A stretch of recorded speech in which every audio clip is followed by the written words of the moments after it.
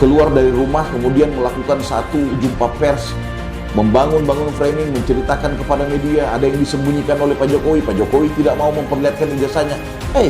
Lu pakai otak dikit, lu datang ke rumah orang terus meminta hartanya orang. Tapi anehnya saat momen pemilu selesai, mereka berbondong-bondong datang melewati fase bulan Ramadan, lalu datang di saat dekat setelah Idul Fitri, kemudian datang ke sana hanya untuk mendikte Pak Jokowi, meminta Pak Jokowi mengeluarkan ijazahnya. Ini konyol.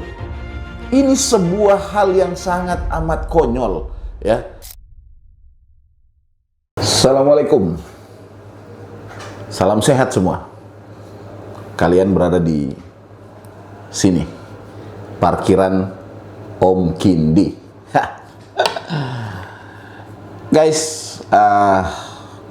tentu hari-hari terakhir ini kita disibukkan sekaligus juga dibuat pusing akibat begitu banyak dinamika yang terjadi di bangsa ini. Peristiwa demi peristiwa yang berseliweran ini. Apatah lagi peristiwa yang berbasis politik dan yang sampai detik ini tak kunjung berakhir adalah peristiwa problem ijazah Pak Jokowi. Banyak orang berpikir bahwa dengan Jokowi memperlihatkan ijazahnya, maka sebenarnya ini sudah menuntaskan problem. Faktanya tidak. Mengapa demikian? Kita semua bisa melihat itu, ya.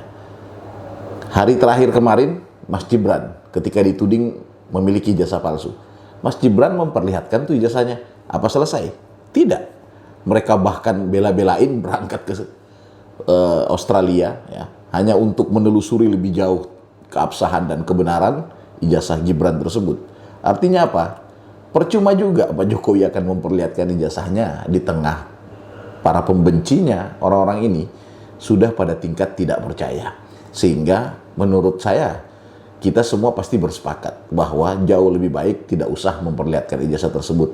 Toh kalau dibutuhkan pada akhirnya nanti, maka akan dipampang di meja hijau pada saat berpengadilan nanti. Di situ adalah acara yang paling resmi, yang paling legal, dan itu cara paling tepat untuk mengungkap sebuah fakta kebenaran. Tidak berakhir di situ, teman-teman semua sekalian. Kita akhirnya menjadi terbelah. Bangsa ini disuguhi dengan begitu banyak pertikaian media sosial. Bisa kita tonton hari-hari terakhir ini. Postingan demi postingan, bahkan media mainstream. Media-media yang saat ini kita anggap sebagai media kredibel, yang selama ini kita anggap sebagai penuntun opini publik, justru tidak mencerminkan sikap kenegarawanan mereka dan netralitas mereka. Mereka bahkan cenderung memainkan opini, tabrak-menabrak satu sama lain. Mereka justru bermain-main di balik semua percakapan publik ini. Ya tentu ada keuntungan di sana. Ya, banyak yang mengambil untung di balik peristiwa ijazah Pak Jokowi ini, termasuk kelompok Pena dan mereka para pewarta, termasuk juga media-media mainstream, baik media cetak maupun juga media elektronik seperti televisi yang senantiasa kita saksikan. Ini menyedihkan. Peradaban bangsa ini pelan tapi pasti menuju ke titik nadir terendahnya. Sangat mengerikan di mana kita bisa melihat begitu banyak anak bangsa bertikai dalam perbedaan pandang yang kesemuanya itu dalam perspektif saling ejek, tidak bahkan sekali waktu tidak berbasis ilmiah, tapi justru cenderung memiliki satu resonansi yang buruk, caci maki, umpatan, hinaan, meme-meme di media sosial yang begitu buruk tersaji di sana. Sangat menyedihkan. Ironisnya adalah dalam keadaan yang begitu gemuruh seperti ini, tak ada satu elit bangsa ini pun yang juga mau untuk berdiri mengambil peran-peran tengah, untuk mengambil satu tindakan-tindakan preventif yang isinya lebih kepada menawarkan kehangatan bernegara, penuh khidmat dan penghormatan, sekaligus menawarkan konsep-konsep yang jauh lebih baik. Apa yang terjadi setelah Pak Jokowi melaporkan ketiga manusia ini? Kita kemarin berpikir, sebagai orang yang terlapor, harusnya mereka tidak ceriwis lagi. Sebagai orang yang terlapor, harusnya itu sudah jalan yang paling tepat. Saya misalnya, kalau saya lagi mikirin untuk menuduh orang, kemudian saya dilapor, kalau saya merasa tuduhan saya itu benar, maka saya harus berbahagia ketika saya dilapor. Artinya apa? Itu kesempatan bagi saya untuk membuktikan kepada semesta, untuk membuktikan kepada dunia bahwa laporan saya ini adalah benar, bahwa apa yang saya ketahui ini adalah benar. Ya. Tapi sangat disayangkan, Para manusia ini justru membangun framing baru, menuduh Pak Jokowi mengkriminalisasi mereka, menuduh Pak Jokowi menggunakan tangan-tangan kekuasaan untuk mempersekusi mereka, menuduh Pak Jokowi kemudian bukan negarawan, ya, seseorang yang punya sumbu pendek sehingga melaporkan mereka. Guys, kita tidak bodoh-bodoh amat untuk melihat rute ini sejak awal. Ya. Pak Jokowi pun saat melaporkan tentu itu sudah berdasar kepada satu perhitungan yang matang. Tentu itu sudah berada pada titik nadir terendah beliau. Beliau sudah berada pada satu frekuensi, bahkan satu konklusi di dalam pikirannya, kayaknya tidak ada jalan lain. Saya harus mengambil tindakan yang tegas, dan tindakan yang paling tepat dalam konteks problem yang menerpa beliau ini adalah tindakan hukum. Beliau telah mengedukasi kita semua, mengajarkan kepada bangsa ini bahwa ada cara yang paling tepat untuk menentukan kebenaran, yakni beracara di pengadilan. Tapi mereka membangun cerita-cerita dan terus bercerita. Mereka menceritakan bahwa Jokowi adalah Firaun, seseorang yang bejat yang menggunakan tangan-tangan negara untuk membungkam cara berpikir orang, menggunakan tangan-tangan negara untuk memberangus kelompok aktivis. Mereka mencoba mengkorelasikan di balik pembubaran HTI, FPI, termasuk juga kejadian di kilo KM 50 dan seterusnya. Upaya itu kemudian coba dikanalisasi dalam sebuah sinergitas pikiran untuk memblow up kepada opini publik bahwa Pak Jokowi adalah memang sebejat-bejat manusia. Sehingga terkadang mereka mengklaim Jokowi jauh lebih kurang ajar dari Hitler, jauh lebih beringas dari Firaun. Tuduhan demi tuduhan ini sengaja dilesatkan panah yang tidak berhenti kepada Pak Jokowi. Dan itu ribuan digunakan menggunakan akun-akun fake, menggunakan media sosial, menggunakan jaringan besar yang mereka miliki. Semua itu kemudian secara masif bekerja di ruang maya dan menjadi tontonan publik hari-hari terakhir ini. Dalam keadaan posisi Pak Jokowi yang dihimpit begitu jauh dengan opini, tuduhan, fitnah yang menggila ini, di saat yang sama juga mereka memproklamirkan diri mereka sebagai ahli. Ya, mereka memproklamirkan diri mereka sebagai ahli sehingga ketika mereka berargumen, ketika mereka mengeluarkan pendapat, hendaknya itu ada penilaian publik. Ahli sedang menilai penjahat. Karena Pak Jokowi sejak awal sudah dihimpit di sudut ring, kemudian di sana beliau dibrondol dengan begitu banyak serangan demi serangan. Sehingga opini publik digiring seolah-olah ketika Roy Suryo berbicara, seolah-olah ketika Rismond berbicara dan Dr. Tifa berbicara, seolah-olah ini adalah para pahlawan yang tengah berbicara. Seolah-olah mereka adalah orang-orang yang benar, orang-orang yang tidak ada salah, tidak punya dosa, kemudian sedang menyerang orang yang punya dosa sejarah terhadap bangsa ini. Bejat, begitu bejat. Itu yang kemudian akhirnya membuat Pak Jokowi tidak ada pilihan.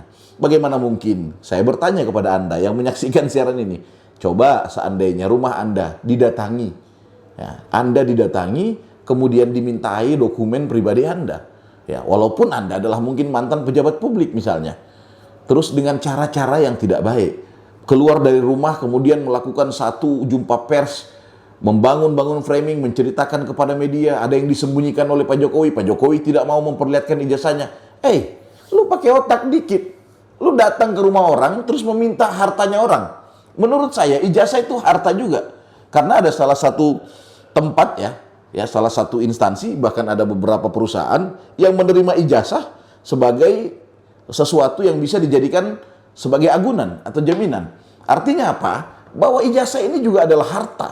Dia juga punya nilai. Loh, harta saya kok lu mau lihat? Kayak gitu.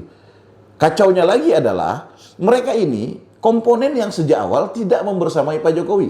Mulai dari Pak Jokowi maju sebagai calon gubernur di DKI Jakarta, maju 2 kali presiden di Republik Indonesia, mereka adalah kelompok yang tidak membersamai perjuangan Pak Jokowi. Bahkan di ujung terakhir ini ketika Pak Jokowi membangun kekuatan politik dengan mensinergikan kekuatan Prabowo Gibran, mereka pun berada di kubu yang lain untuk terus-menerus menyerang. Tapi anehnya, saat momen pemilu selesai, mereka berbondong-bondong datang, melewati fase bulan Ramadan, lalu datang di saat dekat setelah Idul Fitri. Kemudian datang ke sana hanya untuk mendikte Pak Jokowi, meminta Pak Jokowi mengeluarkan ijazahnya. Ini konyol. Ini sebuah hal yang sangat amat konyol, ya. Sehingga saya sepakat dan akhirnya saya beruntung sekaligus bersyukur Pak Jokowi tidak memperlihatkan ijazahnya. Panjang perjalanan kemudian secara tiba-tiba entah melalui angin dan jenis model apa, Sekebetulan model apa sehingga mempertemukan Roy Suryo dengan gerombolan ini?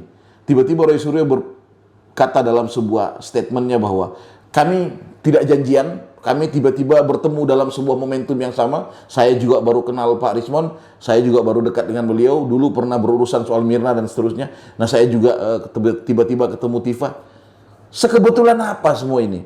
Ini by design, sebuah rancangan yang diatur sejak awal hanya untuk menyerang personal Pak Jokowi, yang harapannya adalah Pak Jokowi tersudut, kemudian distrust, muncul ketidakpercayaan publik terhadap Pak Jokowi, yang implikasinya juga muncul terhadap ketidakpercayaan terhadap Mas Gibran, karena dianggap genetik yang sama. Dan pada akhirnya berharap Pak Prabowo dan Mas Gibran itu terjadi disharmonisasi antara keduanya, pecah kongsi dan berpisah. Itu target utama mereka. Jadi sejak awal cara berpikirnya memang sudah harus politik.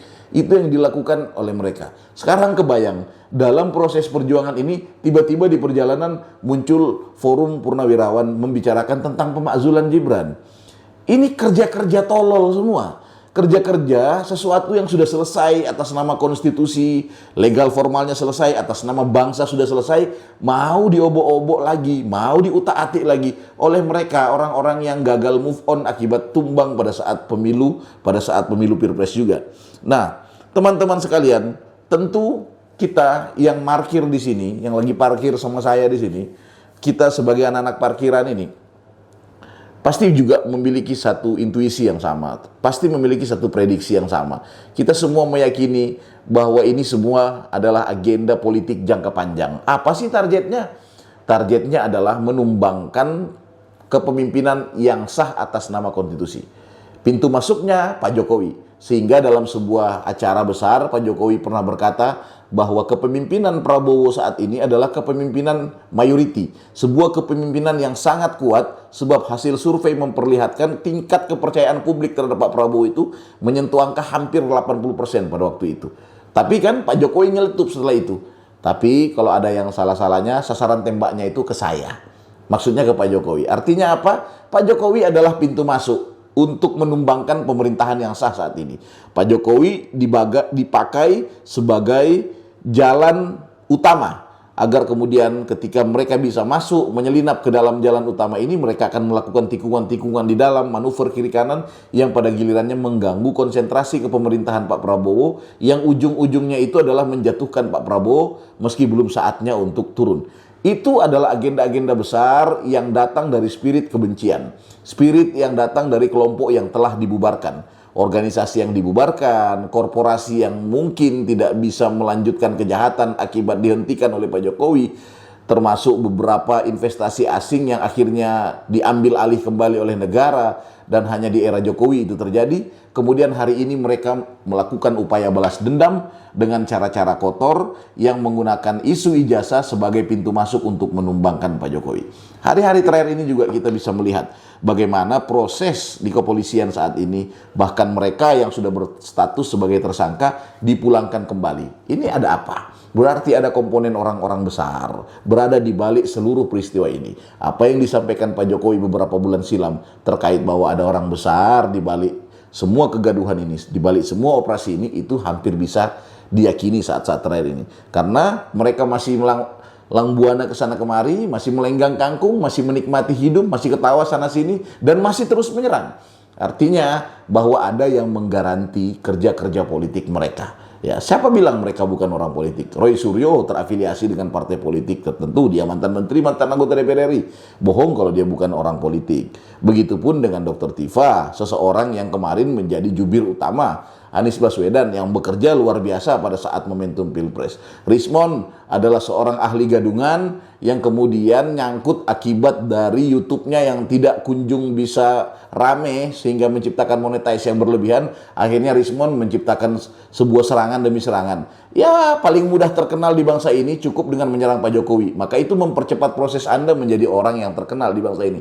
Rismon melakukan hal itu. Kemudian ketiganya ini bertemu dalam satu ruang waktu yang sama. Yang entah sekebetulan apa itu, tapi saya bisa menduga sejak awal bahwa ini adalah proses yang memang by design, proposalnya jelas, penganggarannya jelas, siapa melakukan apapun jelas.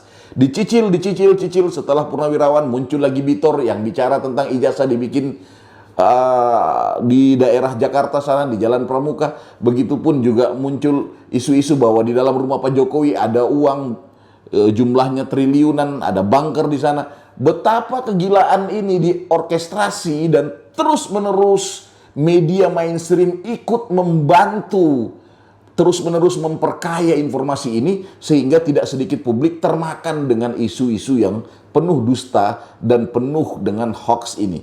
Sayang sekali, kita sangat menyayangkan. Begitupun dengan Kemenkominfo, menurut kami juga Kementerian Kominfo juga tidak begitu kuat atau tidak begitu serius dalam mensterilisasi percakapan dunia maya kita.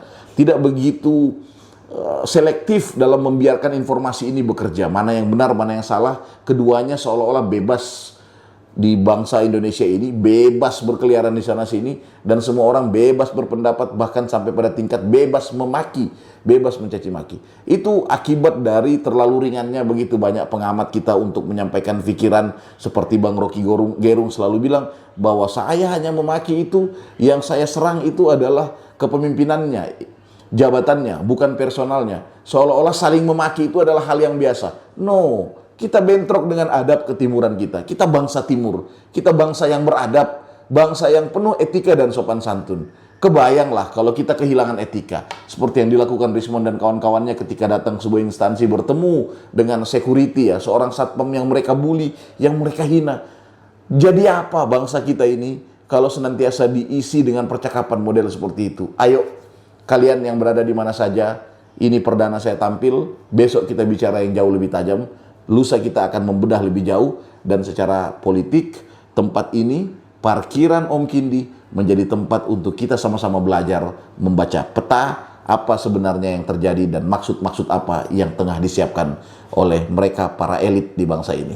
Thank you dan tetap istimewa. Gitu, Jo.